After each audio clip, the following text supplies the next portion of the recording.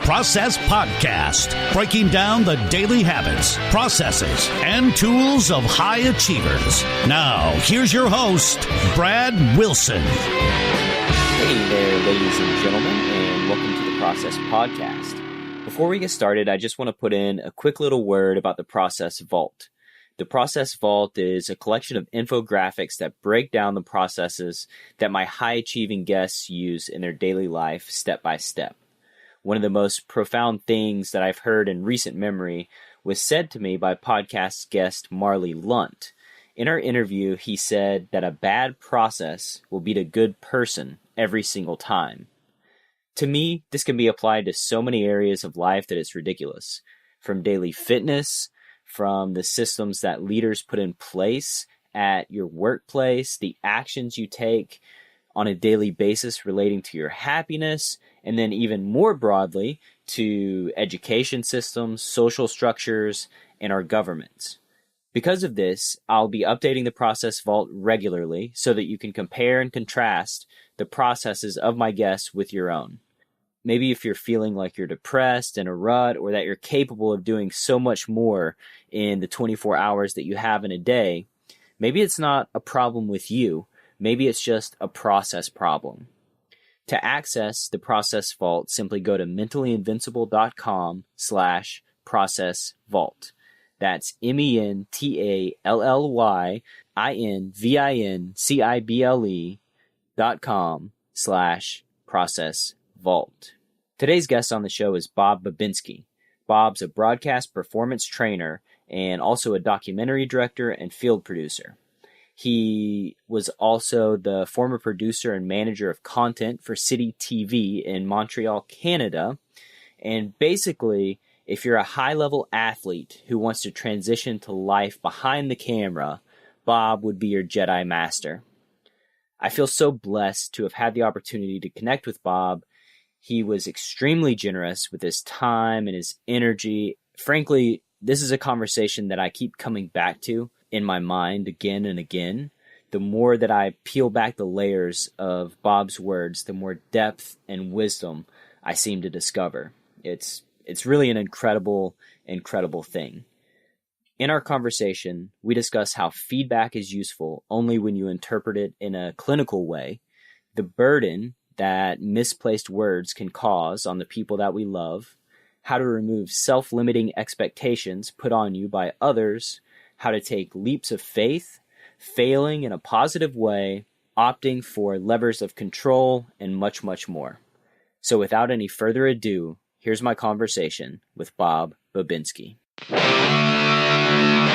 Bob, good morning. Good to have you on the show. Oh, thanks a lot. I'm just kind of getting resettled here because not 10 minutes ago, I heard a neighbor scream. It was like, wow! And it's one of my male neighbors, and it was actually a bit of a frightening scream, followed by a child crying. And I thought, oh my God, what's going on? I know all my neighbors and everything is cool and all that stuff. And then I realized it's the World Cup of Soccer, and it's England versus Sweden in a quarterfinal match. And knowing the neighbors, I know that England scored, and it was actually a happy scream. And I love this time of year. I don't know if you've ever followed the FIFA World Cup, but it's one of those sporting events where it just draws out the emotion from people in a singular way around the world. And what's neat about the neighborhood that I live in, and in fact, it says a lot about Montreal, is that there's a real multicultural mix here.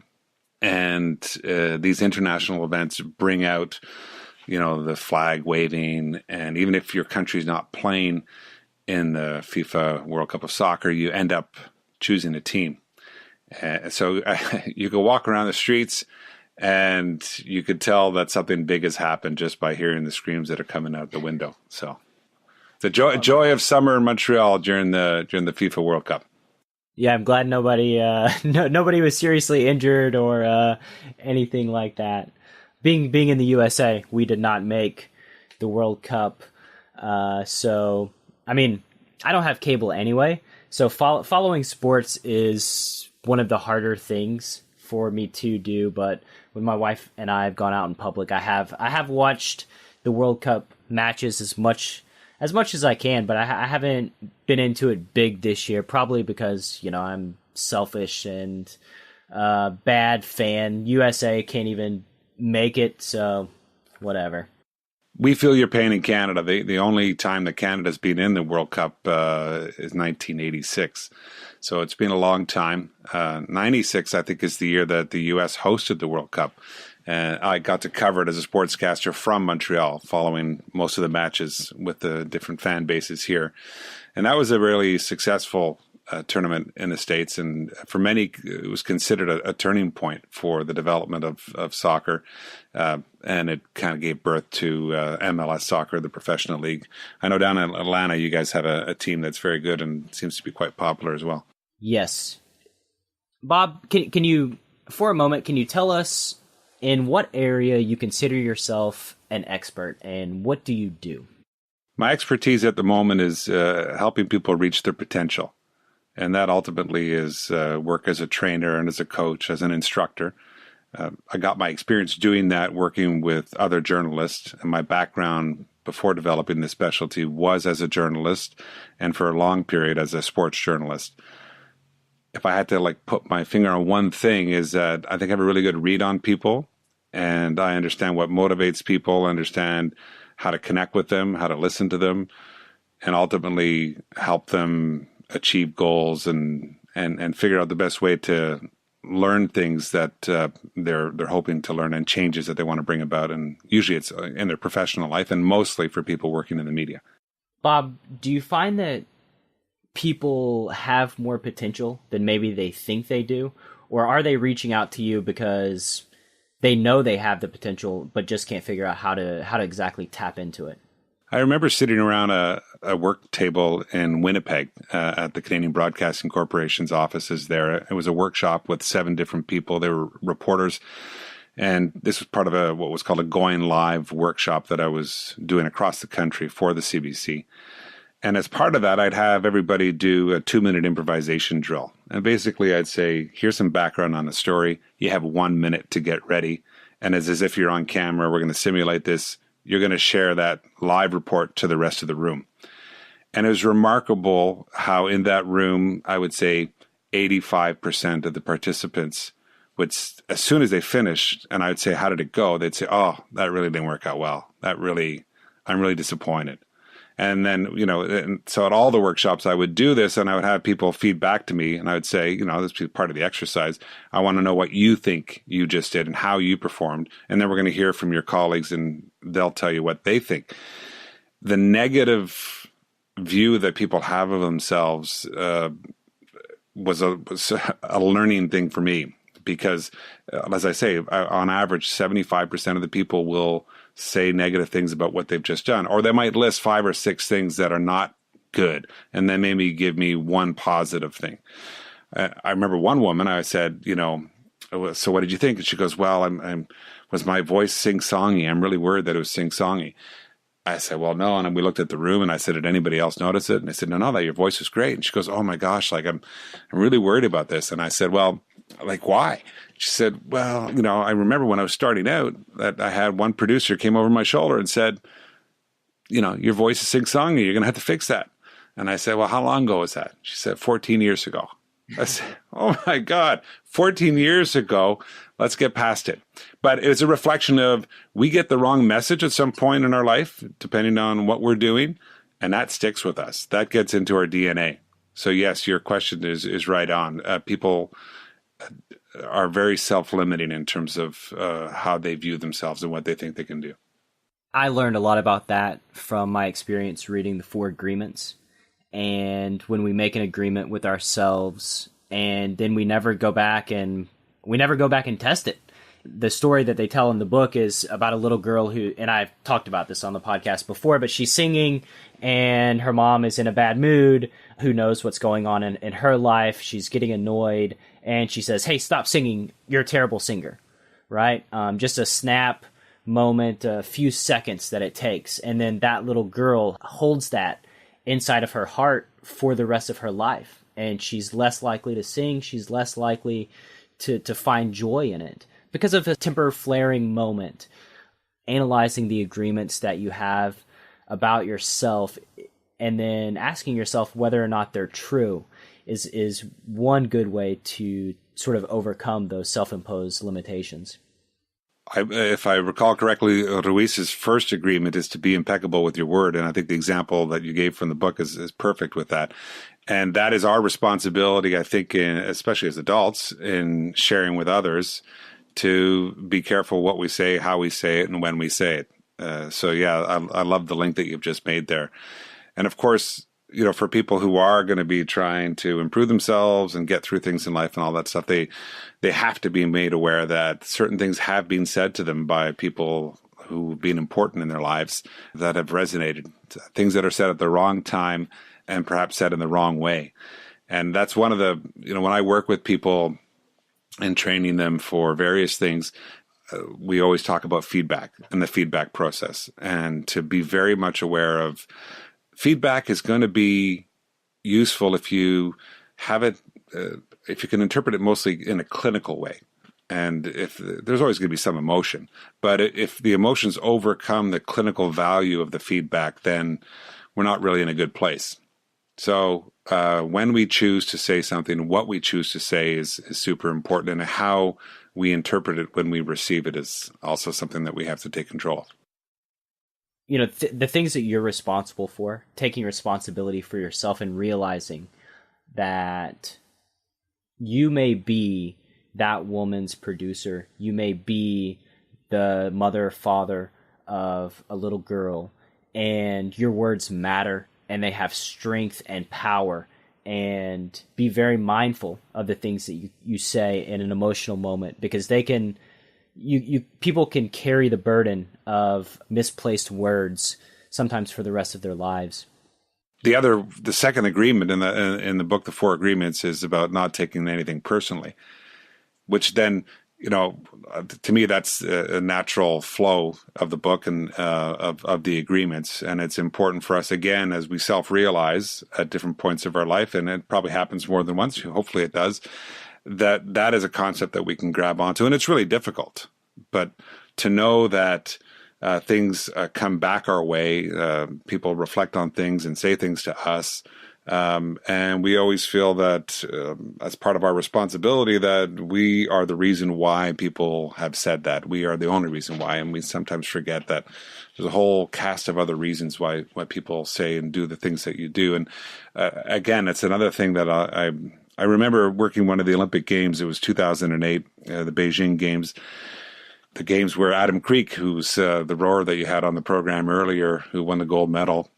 I was working from the CBC's head office in Toronto, where most of the crew was. Had one of our senior producers come to me and say he was having a real problem with the assignments that were given to him, and it just wasn't working. It was taking 14 hours to do what should take 7 hours, and he needed a change. And he wanted to go talk to the executive producer responsible for the Olympic Games coverage. And I said, well, don't just go in and make a complaint. You're going to have to go in and provide a suggested solution. Because if you go in at the wrong time and just make your complaint, the executive producer is going to be thinking, how do I get this guy out of my office? I got like 12 other things I'm working on right now. He's letting off steam. What's the quickest way to get him out of the office? And so there won't really be much of significance to come out of that particular meeting unless he comes in and says, hey, I've got a problem and here's a potential solution. That's another thing that people need to think about. And again, when you're taking things personally, when things aren't going well, it's hard to get your mind in that place to come up with a creative solution that you can share with people. And another important aspect of taking things personally is that typically how somebody treats you is a reflection of how they feel on the inside. If somebody's mistreating you, if somebody's mean to you, if somebody's angry, a lot of times it doesn't have anything to do with you. It has to do with them. And that's one of the reasons why you shouldn't take things personally. So Bob, when you were 21 years old, you decided to ditch your degree in economics to work at a small radio station for very little money. Could you tell me why you made that decision? Well, I had completed the degree at McGill, a Bachelor of Economics, and had decided that there was no way that I was going to continue studies. It just wasn't for me to do postgraduate studies, certainly not at that stage of my life. And I had a part-time job at a weekly newspaper, which then became full-time in the Montreal area. But I had the bug to use my voice and to be on radio. There's an electricity about being a part of a broadcast team that for me is unparalleled and unmatched. And I said, I got to do this. And maybe unconsciously as well, too. I think I needed to separate myself from my roots at the time here in Montreal. I needed to go and test myself against the world where people didn't know who I was and where I came from. Took about 6 months for this small radio station, CKNB, in Campbellton, a small town, about 8,000 people in northern New Brunswick, in the Maritimes of Canada. They were the first station that said, hey, we got a job. So I went out there, and as challenging as it was, and I still remember the day that my friend Jean-Marie, we rented a van. He drove me out there. We unloaded the van. It was a Sunday night, and he started to drive back towards Montreal, and I could see the back of the lights on the van going down this pleasant street where I was renting a room for $160 a month, and my heart sank. It was like, oh, this is what it feels like to have your cord cut. And it was one of the times in my life where I felt pretty alone. And then I realized as soon as I got up that, yeah, you can feel pretty alone, but if you have something motivating you, you move. And my next day was the first day on the job at the radio station. And I made a lot of mistakes on that radio station. I fumbled my words left, right, and center, but I learned at the time to read a newscast, and I learned how to report on municipal council and eventually in provincial politics. And I felt so alive, and I've been lucky. I feel most of my life I've just had that feeling of feeling vibrant and alive and always interested in what I'm doing. But that's a particularly profound period. And the memories of the first time I was on the radio, the first time I did certain interviews, seeing people, it feels like yesterday and not 32 years ago or whatever it was. Yeah, I was going to ask you, it's going to date you, but what year was that? So that's the winter of 1987. Winter of 1987. It's the first time I arrived in Campbellton. I had to take the train in to be interviewed for the job, and it was one of those snowstorms. There was like 40 centimeters of snow that had just fallen on the ground. I was like, where am I? Can barely get around here. But it was great, and I think the job paid $11,000 Canadian at the time. The Canadian dollar wasn't very strong next to the American one, by the way. And, couldn't afford a car or anything, but I didn't really need a car. So my second job, which was in Fredericton, New Brunswick, about 4.5 hours south of Campbellton, which is the capital of the province of New Brunswick, that one paid, I think, $12,500. And then about a month into it, the news director said, you got to buy yourself a car. And I was like, what do you mean? How do I buy myself a car? He says, well, if you want to be a reporter, you got to get around. So I bought my first car, a Hyundai Pony, with some help, some financial, a loan from my dad, who came through big time, which was great. Awesome. You met your wife because of that decision as well while you were working in radio. Could you tell me about that? The first day I walked into CFNB radio on the Hanwell Road. It's a beautiful summer day. I think it was August the 4th or 5th, and it was hot. And so I walk in with shorts and sandals on. I had these Indian-made sandals that my parents brought back maybe about 8 years earlier from one of their trips. And I walk in with that and a T-shirt, and I look around, and everybody's formally dressed, and I see one reporter in particular, Kate Johnson, the beautiful dress going below her knees, beautiful jean shirt on with a collar. And I'm like, wow, I guess I'm underdressed here. And she noted it right away. She thought, who's this guy walking in here in sandals and shorts? Is he a supposed professional? But I don't know, I guess unconsciously I was making my mark. And we sort of noticed each other right away, but it took a while before the relationship started. And when it did, we were relatively quiet about it for work reasons. It's one of those things. I don't know. I guess today it would be as well. But we were on the low end. There were 7 reporters, unbelievably. The radio station doesn't even exist anymore. But there were 7 reporters in the newsroom, and we were, number 6 and number 7. And you're always worried, I'm going to be able to keep my job. I'm going to be able to prove myself. And so we didn't want people to, the news directors say, hey, what's going on? These guys are a couple. Like, I don't want this happening in my newsroom. So we were fairly discreet about it for the first 3 or 4 months. But we were lucky enough to meet each other and, fall in love. And yeah, Kate's an incredible human being, one of the smartest people that I've known, one of the most gifted writers. At the time, she was writing for radio, but she's since become a magazine writer, has an incredible rhythm to her writing and flow. We've just been blessed, to have met each other. And, we've explored the development of our careers and, of course, our personal life together since then. And at one point along the road, we were blessed with our daughter, Melanie, who's also one of the great joys of my life and our lives. I'll be sure in the show notes to link to some of your wife's writing, if that's okay with her. So what you talked about makes me think of disruption, when you have an expectation for what you're going to see and then something defies the expectation. You were expected to be dressed professionally, but you are not, which made you stand out to her, which has probably ended up, it couldn't have hurt you. So that's an awesome story. And the reason that I asked the year that you got into radio is because I know that in 1991, you made a dramatic lifestyle change and left radio at the time. Could you tell me about, number one, your plan, and number two, why you wanted to pursue it? Well, about 8 months before, this would be 1990, Kate and I are living in St. John in New Brunswick, and she's working for CBC television as a news reporter. And I'm doing some radio work and also at that time hosting a regional television show for what was called MITV, a noon-hour show, talk show. I get a phone call from my brother Dominic, who at the time was married to Val Gregory, and they say, guess what, we're quitting our jobs. They were living in Ontario, and we're doing a trip around the world. It could be 6 months, it could be 12 months. You guys should come. And I'm like, yeah, you guys are crazy. We're just starting our careers here. We've invested a lot of time. I've moved out here. No, thank you. Not interested. But Kate was like keenly interested. And I sort of had to talk her out of us answering yes.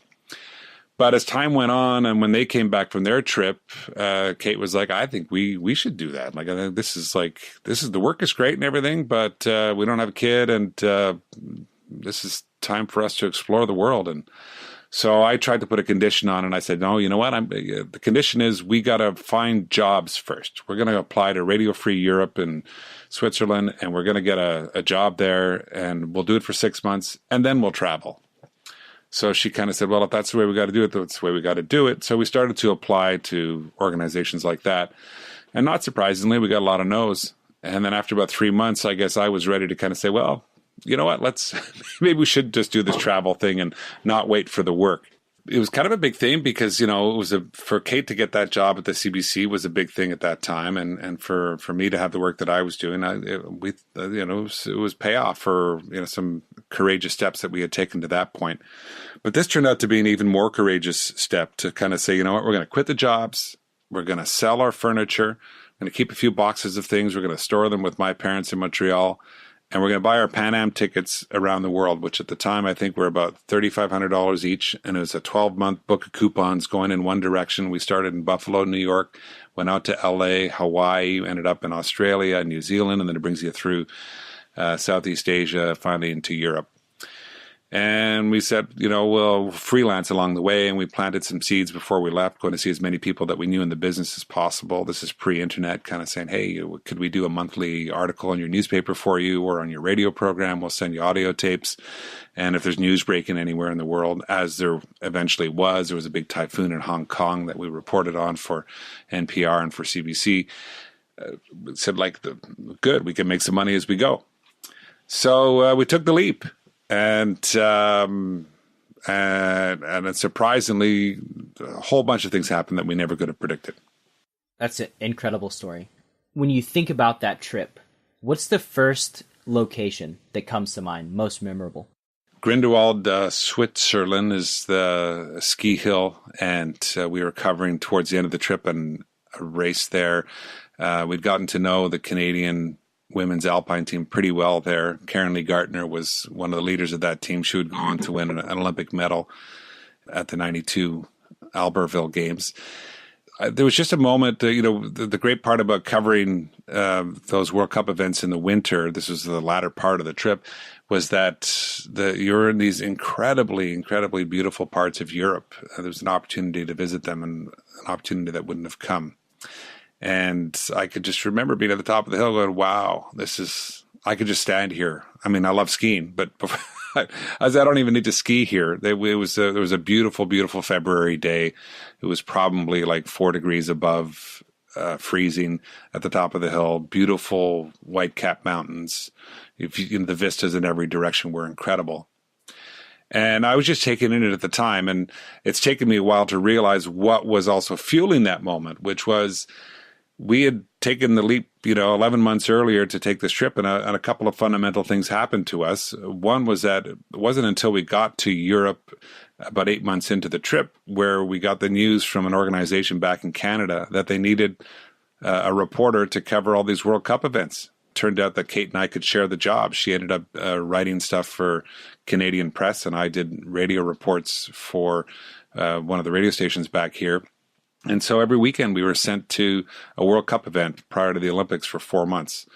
I never conceived of that work before we left. I never thought that this could possibly happen. And so all of a sudden we had paid, we were getting paid to work, and our expenses were being covered to crisscross Europe. I think we must have done like 10 or 11 countries during that time in all these different sports. Prior to that, at the end of the third month of our trip, we were in Australia, we were in Melbourne, Australia, getting ready to go to Hong Kong. And we had to go to the doctor to get our shots to make sure that, we were covered for whatever diseases in Southeast Asia. And I had a big lump in my neck. And just as I was leaving the doctor's office, I said, "Oh, doc, I've had this for a while here. Can you just have a look at this? I'm not sure what this is." And she didn't like the feel of that at all. And she said, "You got to get to the emergency room as fast as you can. You get to check this out." So when I got there, I ended up having about 10 days of tests, which started with a needle biopsy and a CAT scan. They were quite convinced that it was lymphoma. And at a certain point, they said, "Look, we can't tell you for sure, but we think it's what you have, and you should probably go back to where you've been living permanently to be treated, because I'm not even sure if insurance is going to cover you at this point. And you may be closer to family and all that stuff, because if it is cancer, you've got some months of treatment ahead of you." So, of course, that was a shock. And we came back to Canada. And the short version of the story is it was surgery followed by, all of this took about a month, and results that said, "No, you don't have cancer, but go see the infectious diseases specialist." And, 3 hours later, that specialist is suggesting that, "No, it's not cancer, but you have AIDS." And I was like, "Whoa, wait a second." Oh, my God. That's a bit of a shock. And it turned out not to be that. It turned out to be something called toxoplasmosis, which is a blood parasite, which you develop antibodies to. And beyond the initial swelling of some of the glands and fever-like symptoms is not an issue. It is for women who are pregnant. It can cause a miscarriage. That was significant because it forced us at a young age to say, "Oh my God, my life could be over soon." And, how am I living right? So it was kind of a mixed blessing, because it changed our attitude. I mean, it was hard to go through, but it changed our attitude for the better. I think we started to understand that concept of, okay, live, plan for the future, be responsible, but live for the moment. It changed all the decisions that we made on the next 9 months of our trip. And I think it's informed our point of view on life since then. That's unbelievable. I think it was certainly a blessing. Affected a certain period of your life, and you learn it, and I'm sure you carry the wisdom that you learned from that to this day in the things that you undertake and do. So before the show, one thing that you mentioned brought into my life was an interview with Daniel Gottlieb on NPR. It's amazing. I'm going to link to it in the show notes. I actually made a whole outline for this conversation with Bob before we started and had to tear it all up because I wanted to talk about that interview, the lessons learned specifically. And for those of you who don't know, Daniel Gottlieb is a paraplegic. He was in an auto accident. He was driving down the New Jersey Turnpike, and a tire that had come off another car crashed through his windshield. He doesn't remember the impact, but he called it a big black thing falling out of the sky. And when you tell me that story about the blood parasite, that to me is an example of things that happen in all of our lives, a big black thing falling from the sky. Are there any other big black things that have affected your perspective? For sure. And perspective is the right word, by the way. I think, when we deal with things that are unexpected, that is the time where you got to, boom, how do I change my perception of things? How do I frame this? I have that because what I have control over is how I frame things. If I give up control on how I frame things, then when all of these things happen that are unexpected, I am going to feel out of control and I might feel lost. And that means lots of different things. So I think like anybody else, these happen at different times of our lives. Someone who's close to us dies. When I was in university, I had a cousin who committed suicide. I also had one of my best friends at McGill University that I'd grown up with who also committed suicide. Years later, there was a few other people. And so that's been one of those, big black things that falls out of the sky. No matter how much you know about your friends and your family, when something like that happens, it's like, boom, whoa. So step one is I think you have to live it and you have to feel it.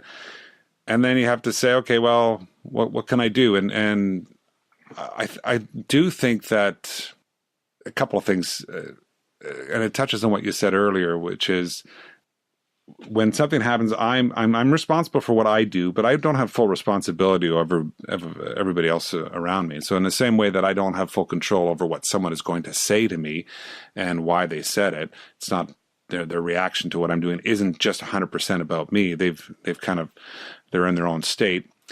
Same thing when someone commits suicide or when there's an accident around us, that it's you realize that every human being out there is ultimately responsible for themselves and for their immediate caregiver and the immediate caregivers as well when it's children involved. But you kind of go, look, I'm going to try to make this world as good as I can around me. I'm going to try, and I'm an empathetic person, and I'm going to share love with as many people as I can. But I don't have full control over everybody around me. And there's kind of a liberating feeling about that. One of the most poignant statements from that interview was when he said that when he broke his neck, his soul began to breathe. It allowed him to focus on the things that moved him, that the things that were important to him. He was ready to get to work. What actions do you regularly take that allow your soul to breathe? That notion, by the way, of allowing the soul to breathe is a fascinating one, and it's a challenging one. My interpretation of what he is saying with that is that there's self-imposed expectations put on himself. Because I managed to go down to Philadelphia to interview him, and during that conversation, I asked him to explain that a little bit more. And he said, when I was a kid, I could see my parents and my grandparents, they wanted me to be a football player. They wanted me to do all the things that the all-American kid does. And I tried to do those things, but that wasn't me. But into my adult life, I continued to carry those expectations. And once I had my accident, he said, I couldn't be those things anymore. I couldn't be the football player that I thought everybody wanted me to be and that I thought I should be. And that way, there's sort of a strange twist here. That's how things permitted him to be free. And so I'm delighted that you pulled that element out of the interview. So to your question, for me, yes, it's, on a daily basis, I do my own form of meditation and my own form of visualizations. And both those things are are directed towards creating feelings in me that I think help move me towards being as fulfilled as possible and as successful and as efficient and as a caring person as I can be. So that's my methodology to exploring that freeness. It's kind of, I see it as trying to daily practice to remind myself to be open to things, to react to things when the opportunity is there, to be responsible for things that I've already committed to, and not to have a closed mind. I was working yesterday with a client. Her name is Stephanie Erickson, and she's a social worker who's now also a family caregiving expert, but is working as a media commentator and is expanding her role in that world. And one of the things we talked about yesterday was don't self-limit with the expectations of what you think you are supposed to be in this role. So yes, preparing and understanding what the limits of what my role is, what my presence is, and whatever I'm doing is important. But once you get into it, you want to look for those triggers that let you be free. And so one of the triggers is releasing yourself from some of those expectations. I realize this is now kind of a theme that's coming up in our conversation, but there are so many things that are built into our learning process, and many of them very valuable. And expectations can be crucial as well to sort of help us get through certain transition points, but they can also be limiting in the sense that I might expect myself to be a certain way and I'm going to act that way. And all of a sudden I'm not being fully myself in the role that I could be playing. And it's important what you said about the accident when he couldn't be a football player. He couldn't fulfill those expectations that other people had on them. It was, in a way, the accident was limiting his choice on the things that he could do, and he decided to do the things that moved him. And oftentimes in life, we get very busy. We focus on things that seem important, seem like a priority, and then the things that move us, one day we'll get to those in the future. We push it down on the priority list, but what if the future doesn't come?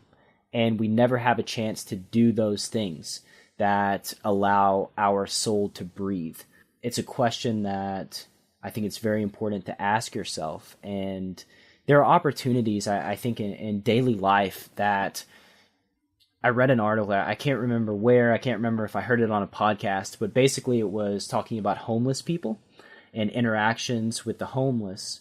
And one of the things that, one of the most powerful things you can do when you see a homeless person on the street is shake their hand, ask them what their name is, because a lot of times they feel anonymous. They feel sort of invisible. They lose their sense of identity. And just stopping, shaking their hand, asking them their name, having empathy with who they are can be such a powerful experience. And these are the things that move my soul.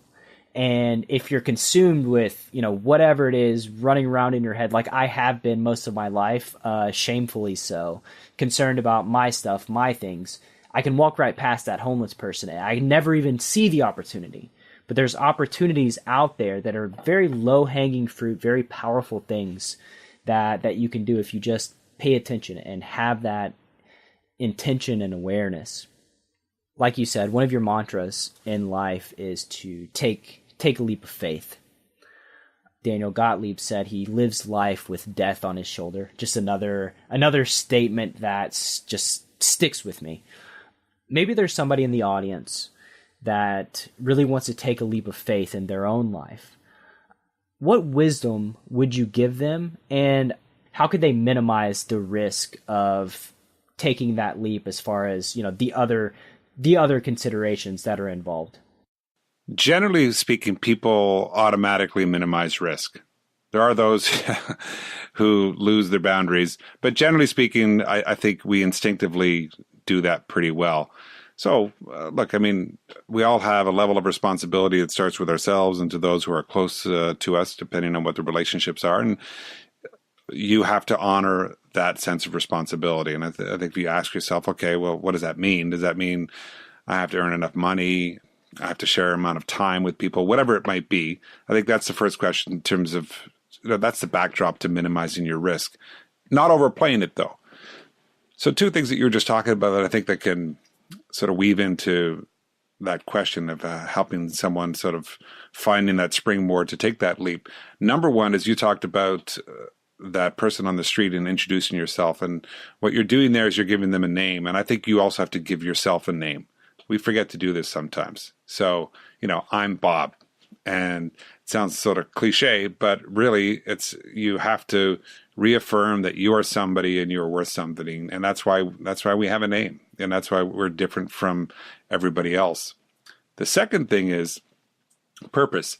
And, I read a lot about purpose in the past, and you got to have purpose, and purpose helps defeat depression and whatnot.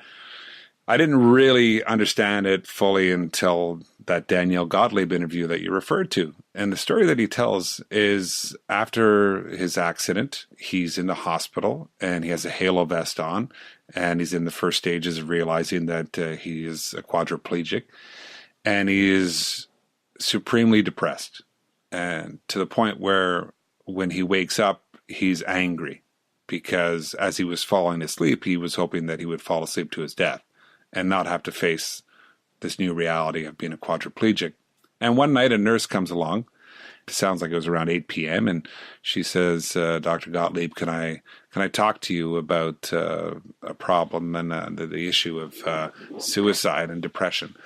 And he said, well, why don't you come at the end of your shift? So she comes at the end of her shift. It's 11 p.m. And she's by the bed, and he never actually sees her because of the halo vest, but he can only hear her voice. And it turns out she's asking about herself, and she's not actually asking about him. She's not providing that kind of support. And in the end, he realized, he spoke with her, and he said, oh my gosh, I have a purpose here. I have this person who came to talk to me about what I have to think and what I have to offer. And this has nothing to do with my quadriplegia. And he said that was a key turning point for him in his recovery and a key lesson. And one thing that I want to add is that she had her own thoughts of suicide. And she asked him if that was true for everybody, if everybody thought about suicide at some times. And her words, like, so much of that interview has me fired up. She said that people in her life see her as one thing, but her soul is a prism. And that was just such a profound statement to me. Like, isn't it so true that so many people see us as one thing when our soul is a prism? We're multifaceted. We have so many things that we care about and that we love. Speaking on that, what's a tragic thing that you regularly see in your life that you wish you could change? This may not fit into your category of tragedy or tragic, but it's on my mind these days because of my age. I'm 53 years old. And the number of people that I either work with or have worked with are in job situations where they are unbelievably unhappy. And they are considering leaving the job, but because they're tied into a pension, which comes at the end of the job, they are not ready to leave that job. And the reason why I find this tragic is because every second of our day is equal to the other. And yes, we're going to suffer, but yes, we're going to have moments of joy. When you feel that you are imprisoned in a job because you are waiting for a payoff, which is 6 years or 7 or 8 years or 9 years down the road, or even 4 years, and you can't make a change, that I find that terrifically sad. I understand. I'm empathetic towards my friends and colleagues who are in that situation. A lot of them have had 20, 22 years of work in a certain place, and it's kind of not working out anymore for a whole bunch of reasons. Many of them probably they're not responsible for, but due to different circumstances, they're being told, we don't really want you here, but we have to keep you, and so we'll give you a job that you're not really interested in anymore. And they're walking home dejected and defeated. So maybe a bit of a surprise answer for you, but that would, if there was one thing I could change that I'm seeing quite a bit of, it's sort of, man, you gotta feel renewed as much as you can, every day, and outside of major black things falling out of the sky, which happen periodically. That's our job. Let's be enthusiastic about what we're doing every day. What's your wisdom to them as far as overcoming that feeling and dealing with that situation? What do you tell them when they come to you and ask you for your advice? Well, first of all, I always tell someone I'm really sorry about what you're going through, and I'm hesitant to tell you anything just because I don't know how tough your reality is. I'm not living it. So anything that I say is with all due respect to what other people are going through. But I guess the main thing that I do is I say, look, you always opt for those levers of control, and it starts with that notion of how do I perceive the situation? Can I change the way I'm looking at it so that I can change how I'm feeling?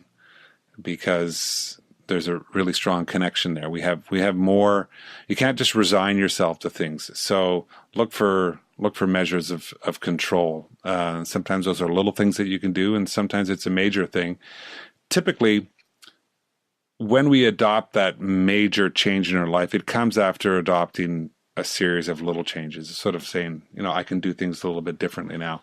Again, another person that I was working with recently, we'd kind of narrowed it down to the challenges that this person has in making decisions, and short-term decisions and long-term decisions.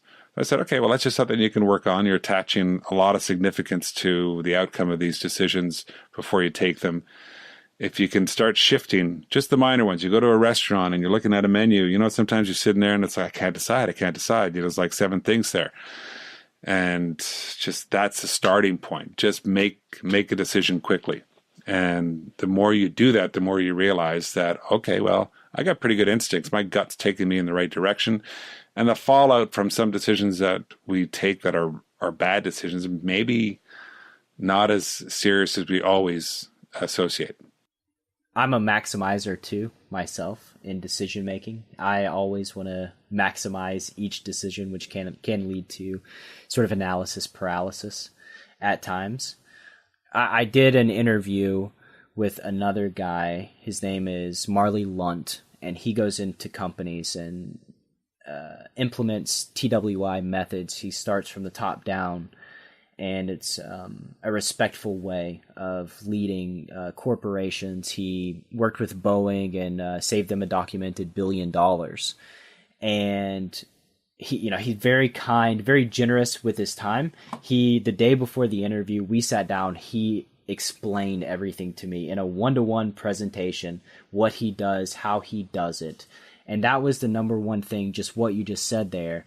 When people are unhappy with their situation, the first step, he said, is to look at your perspective and look at the things that you can change and that you have control over. Instead of being the roommate that your roommate's responsible for washing the dishes and you wake up and there's a pile of dishes in the sink. You can get mad about it. You can get frustrated and go yell at him and let it ruin your day, or you can just wash the dishes and move on with your life. Looking at that, like, there's dishes in our own lives that other people are responsible for. Just look at your perspective. That's the first starting point, I think. One thing that is important to you and has served you well over your career is an ability to have happy failures. Could you tell me how people can learn to fail in a positive way? It's an outgrowth of what you just talked about in terms of that perception. So that it takes a long time to learn this, but often my action doesn't seem to be worthwhile unless I see the positive result that I've associated with the action before I took the action. So, for instance, I may go apply for a job. I don't get the job. And I'm like, okay, well, that was a waste of time. The problem is I've decided already before I took the action and then I got the job interview that if I didn't get it, it was going to be a waste of time. So that's perception, because the other the other way to look at it is, I had a chance to meet someone or a series of people. I got to go through a bunch of interviews. I got to think about things in a way that they asked me to, and maybe I hadn't thought about it before. And I didn't get this particular job, but it's led to something different. So I think that's the first step, is when something doesn't work out, you have to kind of say, there's something to take from this. And again, I was just talking yesterday to my friend Brendan Kelly, who writes a piece for them. He's a writer for the Montreal Gazette newspaper. And one of his pieces is called What the Puck. And it's from a fan perspective, it's all about the Montreal Canadiens hockey team. And, that thing hasn't been around. I mean, it's kind of the first person in the English market to have a popular column like that. And it's very, very well read.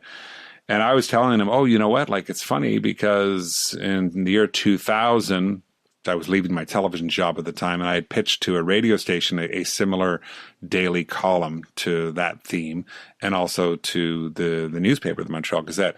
And both of them I was at the final stages of like signing off on the contract. Like the manager of the newspaper and the radio and the manager of the radio station were both well behind it. But as it turned out, for different reasons, the sports editor and the program director at the last minute pulled the project off the table.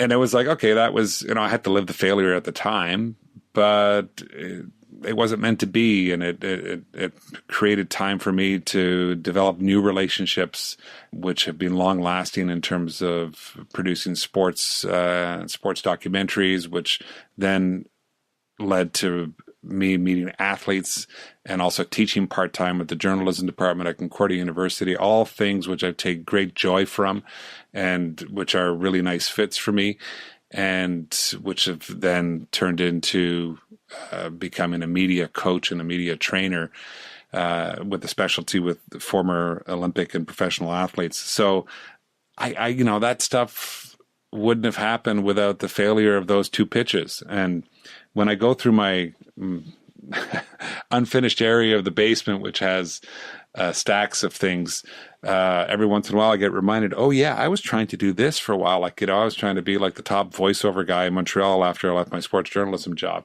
And I had this great demo, and, I had a couple of jobs for a couple of years, but in the end, it didn't really turn into anything. So if I had attached too much importance to what I perceived as the end goal, I would have been dysfunctional. I mean, I have a long list of things that I haven't worked out, and I'm sure there's a long list to come. But in the end, I guess it's luck, but I understand that it's sort of the energy that I bring to the pursuit of these different ideas is where my breath comes from.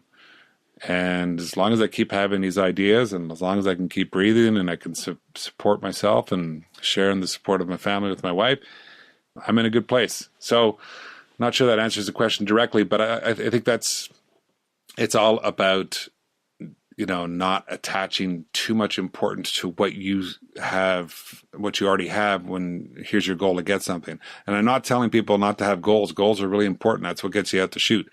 You want to go for something, but acknowledge that you're in this world of 7 billion plus people, and it's incredibly large universe that we barely understand how it functions. And we're just a little tiny little piece in that. So once we set out on those goals, there's a whole bunch of factors that we do not have control over. This is one of the lessons that I learned in my career as a poker player. And it's a natural thing from a game theory perspective that you learn over time. You make the best decisions you can make. Maybe things don't turn out the way you wanted them to, or the way that they quote unquote should have turned out. But every day you make the best decisions you can make. And over time, you end up with a good life. You end up with good results. You don't, you don't get it in with aces pre-flop, which is, the best hand in poker, and you lose and say, well, now I'm just never getting it in with aces anymore. You just keep doing the right things, making the right decisions, and eventually the successes will come. And again, coming back to perspective, I have projects that are going, right? This podcast is one of my projects. I made a book. If it fails, if nobody listens to this thing, what did I learn? I got to interact with amazing people that taught me life lessons, that introduced me to an NPR interview that has had a profound effect on me already. I got to meet world champions, have discussions with them, and talk about what moved them. So if nobody listens, okay, you move on. But think about the good that comes from the projects, even if they don't turn out the way that you would like them to. You mentioned poker, by the way, so and your expertise in that, and I'm fascinated by that. There's a quote that I read this morning, and the quote is, "Playing with a free mind and unburdened heart." And it comes from Jen Botterill. She's a former ice hockey player, played at Harvard and then on the Canadian national team, a multiple Olympic gold medalist, and someone that I've had a chance to work with. And she's at a conference this weekend in Edmonton, Alberta, sponsored by the University of Alberta. It's a hockey conference where they're talking about the bigger ideas around hockey. And no doubt she was invited because of her connection to the women's game, but also because of the pearls of wisdom that she has. And some of those, well, she's gained the most from her own experience, but her dad is an influential thinker in Canada as well, Cal Botterill. But that expression, playing with a free mind and unburdened heart, to me, it captures a lot. And I'm wondering if for you, when you're playing cards as a professional poker player, if that rings a bell as well. Yes, it absolutely does. But it's with anything, especially with cards where there's a lot of variance, meaning things often, most of the time, don't turn out the way that you expected them to. So you have to deal with a lot of unexpected results. And Doyle Brunson in his book Super System, which came out in the 80s, it was the first real big poker strategy book. He experienced a tragedy in his life. His youngest daughter died, Doyle, and he was one of the best cash game players in the world. And for a few years after that, he played with a burdened heart of losing his daughter, and he couldn't win. He couldn't make good decisions. He was affected.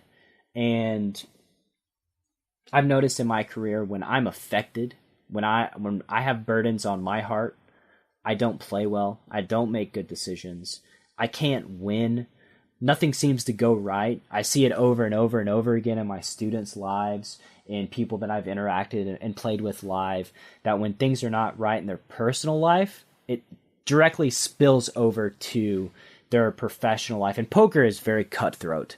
Poker is very, it's a vicious game where if you have a weakness, if I have a weakness like that, people are going to find it. They're going to exploit it. They're going to do whatever they can to get an edge over me. And when you're talking about any high-level competition, any high-level sport like that, I think that it's gonna have an effect on people regardless of what you do. So, yeah, for sure applies to me. When you play poker, and you just referred to this, to be the winner, somebody's got to lose, or several people got to lose. And probably the more effective you are, the more you feel like you're going to crush that opponent. And I'm curious to know how you've dealt with the notion that to do what you got to do to win, somebody's got to suffer and lose. And a little anecdote for you is that on that same rowing team, the 8-man crew for Canada at the Beijing Olympics that Adam Creek is a part of, their coach, and I didn't hear this quote directly, but one of the other rowers told me it, that he said, look, when you are suffering in pain, when you're 4 minutes into this race and you're not sure you can go on anymore, but you're slightly ahead of the other boat, you have to visualize somebody from that other boat who's underwater and is drowning and is trying to come up for air. And just as he comes up for air, you got to push his head back down. And I thought, oh my gosh, that is... and the guy who was telling me this, he was saying it's kind of a burden that he carries, that it really does capture the nature of going in a tremendous duel. You really have to sometimes find it to that level. They have to project on who you're competing against to crush them, to drown them.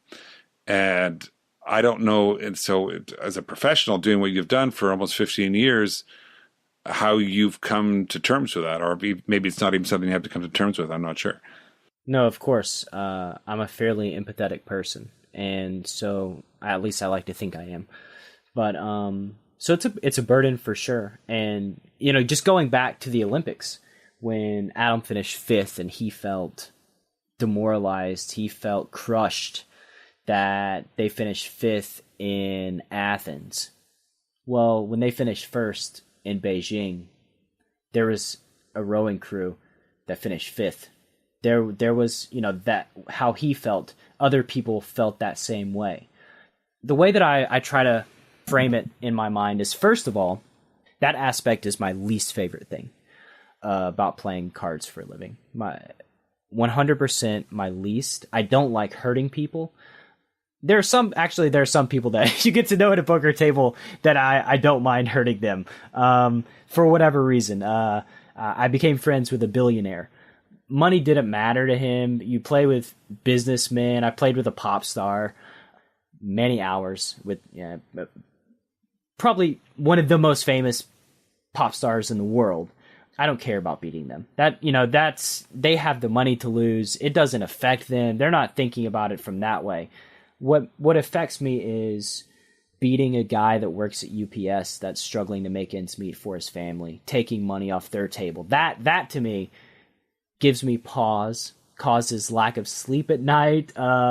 It's something that I've struggled with my whole adult life. And that's sort of the point of my podcast. That's the point of me making my book, and trying to find people that can give value to people's lives, that can help them change their life. Because I have this in me that says I've taken so much. I take. I have to give back because death is on my shoulder. If I were to die a few years ago before I had the opportunity to do my best and give back, then what am I? What have I lived for? This image in my head of who I want to be and who I know myself to be is not in parallel with who I am, how I'm living, the reality of the situation. So yeah, it bothers me. That's why we're here. That's why I made a book that's specifically for couples to improve their relationship and give them love in their life. All the projects that I undertake from this point forward are geared for that purpose. And it's a direct correlation because of what I've done as a professional, which isn't something that you think about as a 19-year-old with a dream that wants to play cards for a living. Is never in my mind. Never do I see that correlation, right? It's my dream. This is my purpose. I want to do that, right? Never in Adam Creek's life. And I've gotten the opportunity to know Adam very well, but I cannot imagine him ever being like, I want to make somebody feel how I feel when I fail. I'm going to push that person in the other boat under the water when they're trying to take a breath because I'm ruthless and I'm vicious. Now, he wanted to be the best rower in the world because that resonated with him. That was something that motivated him and pushed him, but the side effects, I don't think he's that kind of person. That type of people do exist that are willing to do anything to get ahead, that don't care about who they hurt. But I'm not really interested in spending my energy with them, quite honestly. And that's not the person that I want to be. Well, and I think that's a remarkable process that you're going through.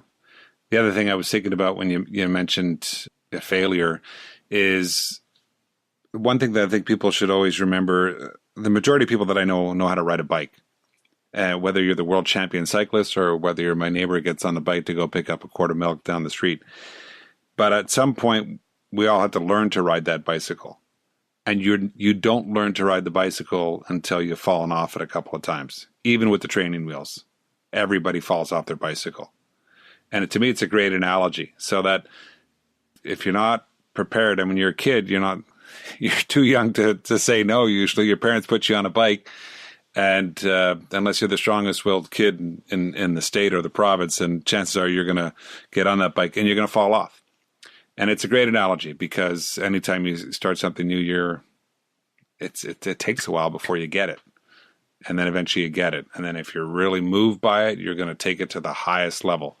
And that's part of, Adam's point of view on life. Then when he's a tremendous public speaker, motivational speaker. And the bottom line is you don't know how far you can go until you try things that you're uncomfortable with. And it's not always going to work. But as long as you're learning, it's still a valuable experience. You do enough of them, you make enough good decisions, something will work. That's the nature of things. So on the mental game side of things, what's something you see people focus a lot of time and attention on that doesn't give them very good results? I think there's too much time spent on the externals. So it's important to know how I look and how I move.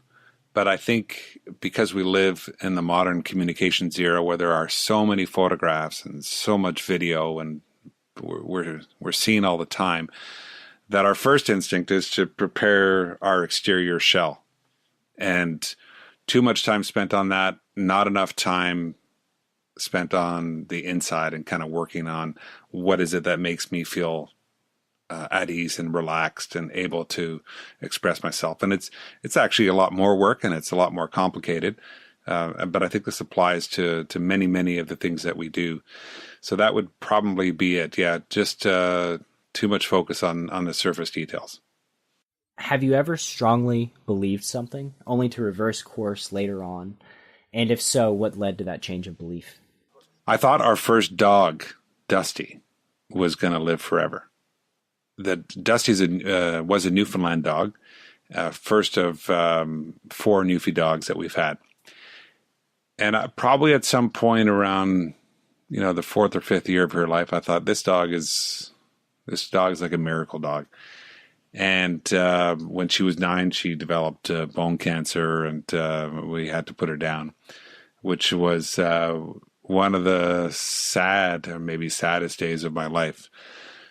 And I at that point, I was shocked because I cried more for the loss of Dusty than I did for some humans that have died during my lifetime. And that completely surprised me. I thought you could never grow more attached to an animal than you could to some of your fellow human beings. And so that process of having lost Dusty, completely changed my view on that. I realized that animals are much more important in our lives than I had realized, and especially animals that you let into your home and they live with. I never had a horse, so I don't know what that's like. But certainly having a dog in your house, and we've had some cats as well.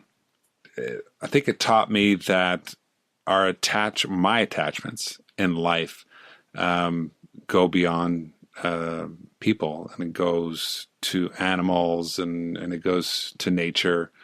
We had an ice storm here when Dusty was still alive, 1998. It was a very, very difficult ice storm. It lasted 3 weeks. We didn't have power depending on where you lived, for some people from a week up until 3 months. It was probably as disasters go, if I can call it a natural disaster, the most difficult one in my lifetime in Montreal. And the trees, and there are a lot of trees in my neighborhood, what we said at the time, the trees were weeping. They were hanging, and they were burdened with ice on them, and they were actually making a sound. And it was a reminder that the trees are alive too, and the trees are a part of our life. And that's where I go with this one, which is it took a fair bit of my life to realize that I'm connected, yes, to my fellow humans and very closely to them, but there's a wider connection to other animals and to nature on the planet. And that's kind of fueled my bug for exploration. So obviously that world trip was indicative of that bug. But 2 years ago, Kate and I climbed Mount Kilimanjaro, in Tanzania, and which is a spectacular experience. It's such a privilege to have been able to do it. And if anybody has an opportunity to do it, I highly recommend it. But part of that is there are these long stretches of the day where it's you, and in our case, we were walking with a couple of other people, you and the nature around you. And I'm discovering rocks that have been there for millennia, and landscape that I've never seen before, and views that I've never seen. And it's transformative in and of itself, and a reminder that, it's more than just the people that we hold hands with. And circling back to speak about Dusty, in the last few months, I've also learned. So they have a program near my house at the animal hospital. It's called Doggy for a Day. And you go in, you basically break a dog out for a day, take it to the park. They put a vest on it to bring awareness that the dog needs adopting. And we have cats. Really, some of our cats don't interact well with even the other cats. So a dog would just disrupt everything. So we can't have a dog right now. But, the kids want one. So we went to the place and got a doggy for a day. The dog's name's Pike. We took it to the park. What was surprising to me was how quickly I could fall in love with a dog. First of all, I didn't even consider that after a day, after 5 or 6 hours of this dog running around with it at the park, it's sitting in the back seat with my daughters, and it goes to sleep, and they're petting it. And when we got back to the animal shelter and we're walking it back in, the dog was, it was rejuvenated, it was pumped, it was, happy, jumped out of the car. When we went through the door and all the other dogs started barking and it heard it, it started taking steps backwards. And my wife, myself, my daughters immediately started crying. Because of this dog that we've known for 5 hours. We went to the back to the kennels, where they, got Pike and checked Pike back in. But I had to speak to the woman running the show, and I was like, look, I don't know, them specifically, their program, they don't put a lot of dogs down. But I made it a point, and I have no idea how I could manage it. But I said, like, if it ever comes to that, put my name down. Call me. I'll get the dog. I have no idea. I have no strategy for getting it adopted anywhere. But I felt the bond instantly. It was there. I was in love, and my family was in love. Everybody cried. Just a very moving experience. All right. What's a book that you reread every few years, and why? I got a pile of them, and these days so much of it is about human development, and I'm rereading all of them on a regular basis.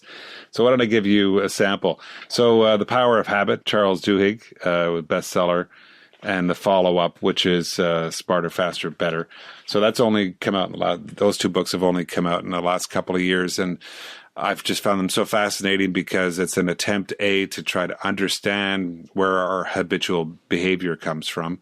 And in the process, also then suggest ways to change some of the habits that you might have. So one of the examples he gives is he put on some weight, and it's because he's a writer of the New York Times. He's like every day around 3:00, needed to take a break. He'd go down to the cafeteria and eat a donut or some kind of sugary thing and have a cup of coffee. And then he was through this process. He was trying to figure out, like, am I really hungry at 3:00 when I go down, or is that I've been at my desk at my computer and I need some company and I just need to go talk to someone, and so I don't want to go bug someone at their desk, so I'll go to a communal area. And if I'm going to go to the cafeteria, well, I need an excuse to be there, so I'll get a donut. And so that's one example that he realized that his behavior was actually more about needing some company at that time of the day. And it wasn't necessary for him to actually have a donut.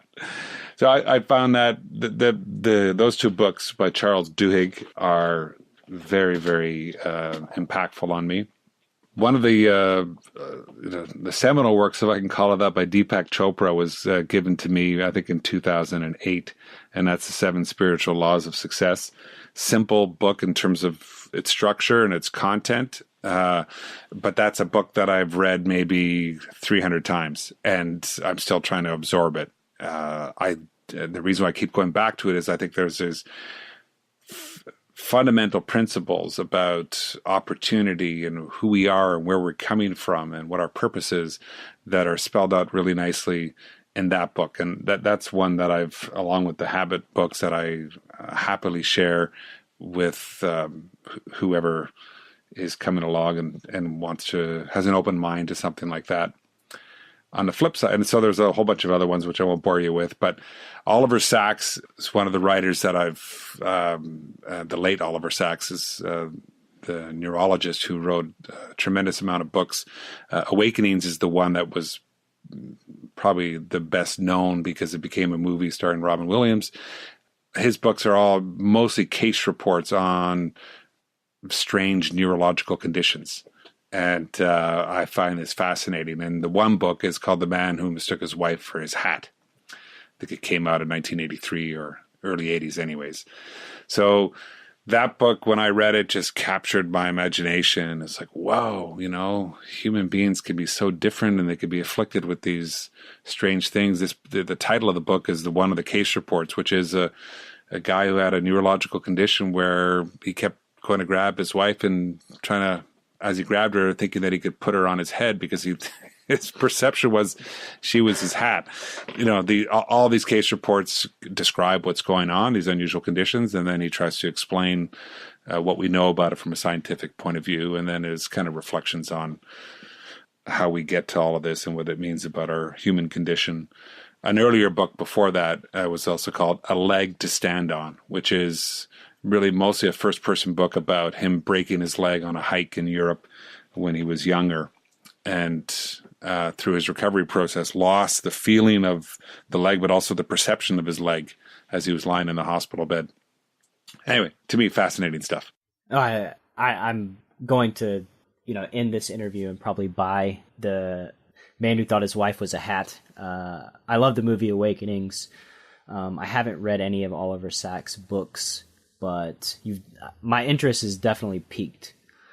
So what's something that you're working on in your life that matters a great deal to you? Or in the words of Dan Gottlieb, allows your soul to breathe? Primarily, it's finding the balance in my relationship with Kate and with our daughter Melanie. It starts at the core. And respecting what our different needs are. So trying to identify what all of us individually, each of us individually, is trying to accomplish, the best way to spend our time. And I see that as teamwork. And then that extends to my family and my friends. And in all of that, and of course, my work now brings me in touch with people on a daily basis, and it's a privilege to be coach and sometimes mentor and trainer to whether it's someone who's trying to be a better sportscaster, a better newscaster, or someone who's an executive who's trying to communicate more effectively. It's a privilege to be part of these people's lives and to try to help them get to where they want to be. So there's a freedom that's, in reference to what you're saying, there's a freedom of consciousness when I'm interacting with people. And so that's where I feel like I'm floating. So if I'm in conversation with someone, if I'm in a training session, if we're with friends and we're chatting, and I guess that's the best way to put it, freedom of consciousness. I'll give you one parallel, which was in my earlier work. I directed a documentary on the life story of a boxer by the name of Otis Grant. And the process of developing the story, shooting the story, and then editing it, it was timeless. I would a day of editing with the editor, I'd come home and I'd say, "Oh my gosh, I can't believe I was there for 8 hours." I felt like it was like snap of the fingers. And so that's when I talk about, sort of this conscious freedom that I'm just in thought and exchange with people, creating ideas, sharing those ideas. That's where I want to be. It's like a flow state, right? Losing track of time and being absorbed, completely absorbed. There's really nothing like it. So if you could break through and help everybody learn one truth about the world, what would it be? The world is a more kind, generous place than most people realize. It is filled with variety. It is not necessarily what we see on our social media feeds every day. Or I should say it's not only what we see on our social media feeds. And it's important to acknowledge the things that aren't working out there, but embrace the fact that there's a lot of good out there.